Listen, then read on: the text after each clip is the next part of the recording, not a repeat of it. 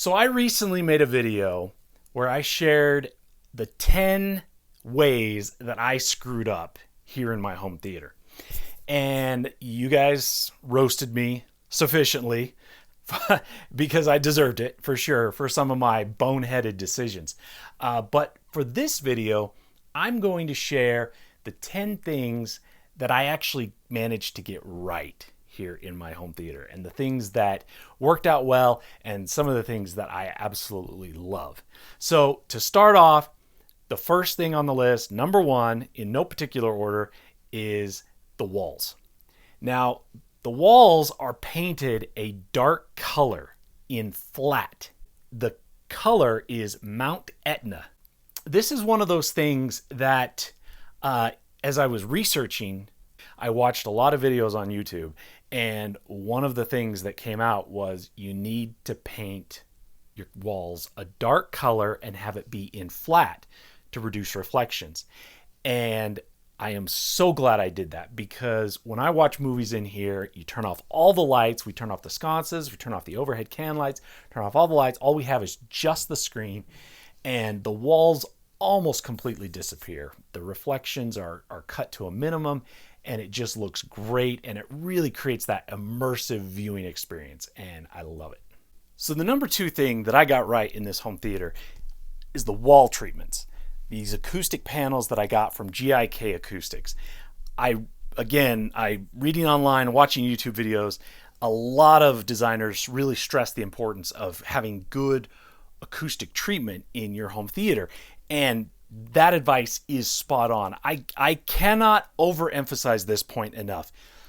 Wall treatment, not just walls, but room treatment. So on the walls, on the ceiling, it is critical for good sound. I was shocked when I installed these panels and compared it to how the room sounded before I installed them.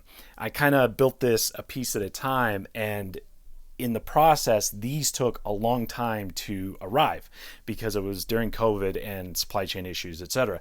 And so I had my theater up and going for a month or two before the acoustic panels actually arrived and I was able to install them. I was shocked at the difference. It is unmistakable, and the listening experience is so much more improved by having room treatment. When you hear all of the reflections off of the walls and the ceiling, so you have the same sound arriving in your ears at different times, but it's the same sound, it just creates fatigue on your ears, and you have that slap echo, and it's not good. And when you treat the room, it just brings the sound in, and I don't really, you have to hear it to be able to understand it. It's just amazing. And again, I cannot stress this point enough. You need to treat your rooms. It is critical, and you will be amazed at the results. So number three on my list is my screen. And there are a couple things that I got right about this. First of all, I got the size right. This is a 145-inch diagonal screen. And I did a lot of research about screen size and viewing distance. I used an online calculator, and where you put in the size of the screen and then how far you are from the viewing distance, and it calculates, okay, your screen should be X number of inches in diagonal. And when I used those online calculators, it came in what I thought was way too small. And I asked some people online, and they're like, oh, no, don't pay any attention to those calculators. They are way off. Like, bigger is better. And one thing I saw, he pointed out that he's never heard anybody say, I just went too big on the screen. I believe him. You can't go too big. And this screen, again, it's a 145-inch diagonal screen. And in this room, it is fantastic. Now, my main listening position is about 17 feet from the screen. The front row here obviously is about 5 feet shorter than that. I wouldn't really want to go any closer than that, but that's very immersive, and the main listening position is just about perfect. The other thing I got right about the screen is the aspect ratio. So it's a 16:9, And there's some debate as to, should you go a 2.35 by 1 or 16 by 9? And, some of the purists, they say, oh, you should do 2.35 or, the widescreen, because that's how movies typically are. But I wanted a screen that basically took up the entire wall. And I wanted that because some content doesn't come in at widescreen. It is 16 by 9. And I wanted to be able to easily switch between those and not have to do any masking or anything like that. And so the screen just is perfect. I honestly, I am so happy with the screen. And the other thing I did was I got an acoustically transparent screen, which leads me into my point number 4, which is I put my speakers behind the screen. I didn't try to put the speakers outside of the screen. And again, there's some debate as to which is better. For me personally, having the left, center, and right channels behind the screen is just, that to me is just the best way to experience a movie, because the sound is coming from the screen. And I know, like with TVs, the picture quality is better than with a projector, but with a TV, you can't put the speakers behind the screen. It's just impossible. And so I love having my speakers behind the screen. So number 5 on my list is invisible speakers.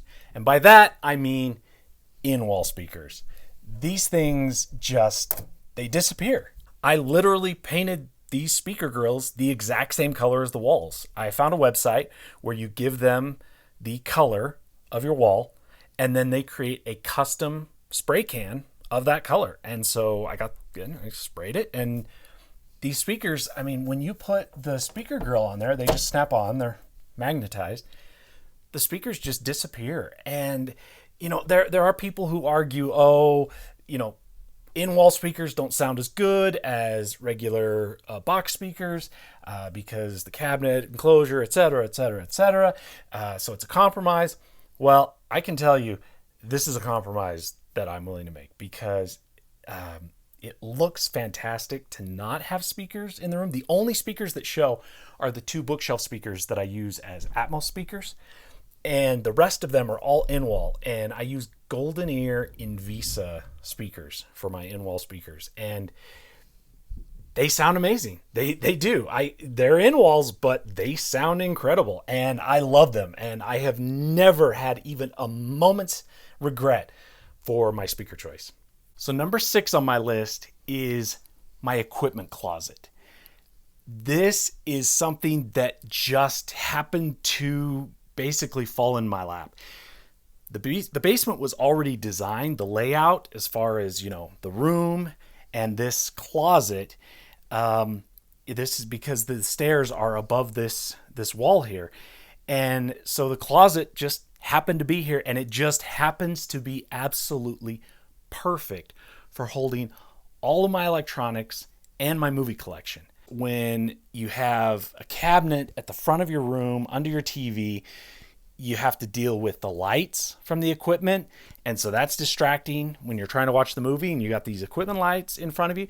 And then the other factor is noise. So if you have any kind of cooling system, whether it be external fans or fans that are internal to the equipment, those kick on, they create noise, they raise the noise floor, takes you out of the movie.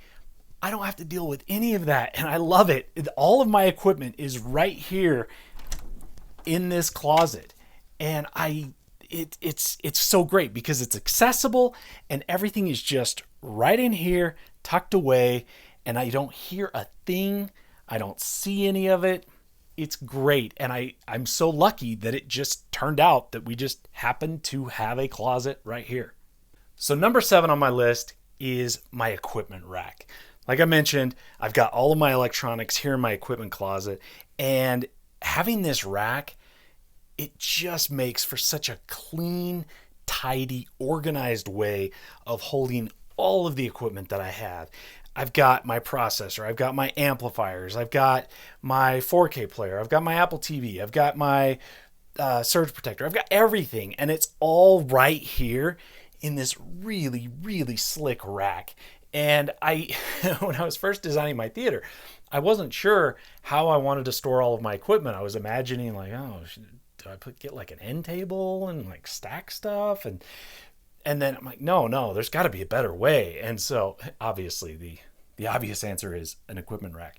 And so I set this up, and again, this was one of those things I didn't plan. I just got lucky, and it turned out to be an amazing advantage. And that is the way this room is designed. It's open. It goes back quite a ways.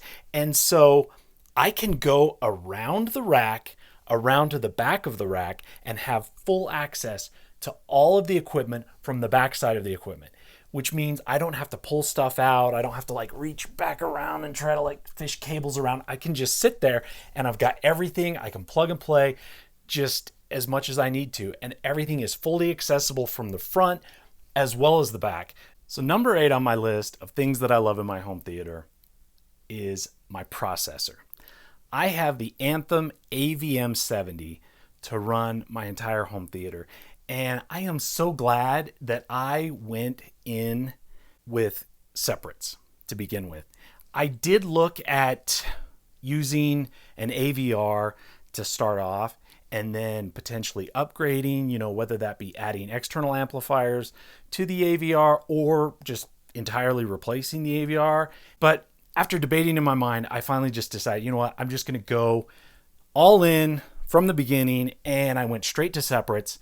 And I'm so glad I did. And there are a lot of reasons for that. But right at the top of the list is flexibility. I can mix and match amplifiers to my speakers to get the best possible sound. Again, I know there's some debate as to, whether a processor actually produces better sound. To my ear, I hear a difference. It could be placebo, but I hear a difference. I hear more clarity. I hear more distinction between the different channels. The sounds are more discernible from different directions, and everything just seems to be clearer with a processor versus an AVR. And so I'm really glad I did that right from the beginning, and I love the AVM70. It's a fantastic processor. So number 9 on my list, this one's kind of funny because, as you know, the home theater hobby is not inexpensive. Pretty much everything you do with home theater is pricey, unfortunately. However, I found something that dollar for dollar, pound for pound, has offered the biggest bang for buck of any other thing in my entire home theater. Now, with all of my equipment in the closet, the problem is that I can't control my 4K player because it has an IR remote. And so I would have to stand in front of the closet with the door open and like watch the screen, over my shoulder to navigate the menu and get the movie started. And then if in the middle of the movie we needed to pause it or stop it or whatever, I had to get up and I had to open the door and do it all over again. Really annoying. I found online an IR repeater and it cost me literally $10. I bought this thing, I set it up, and now I can control my 4K player from my couch, from my seat, and it's super easy. It works perfectly, and I can't believe something that only cost $10 has provided that much benefit in my home theater. So number 10 on my list are my bass shakers. I love these things. They are so cool. I really went back and forth on whether I should actually get bass shakers. And now that I have them, I'm so glad I got them. They are awesome. Now, if you don't know what bass shakers are, they basically vibrate and give you that rumble feel without shaking your entire house. So even if it's late at night and everybody's trying to sleep, I don't have to crank the sound all the way up to get that tactile feel of the bass rumble. I can just sit here in the seats and I get it. And it's awesome. And they're super cool. They just are mounted directly to the bottom underneath the chair. And they're so slick. And they have a volume control so I can really dial in like how much impact I want them to have. And initially when I hooked them up, they were a bit much. But I dialed them back and they are Awesome. And I made an entire video actually about how I installed them and kind of gave a review of them, so you can check that out. Here's the thing. This theater is not actually the first theater I've ever built. When we first moved into this house, I attempted a home theater in the living room upstairs. And I made a video outlining the 10 egregious mistakes I made with that theater. And you can watch that video by clicking right here. Thanks for watching.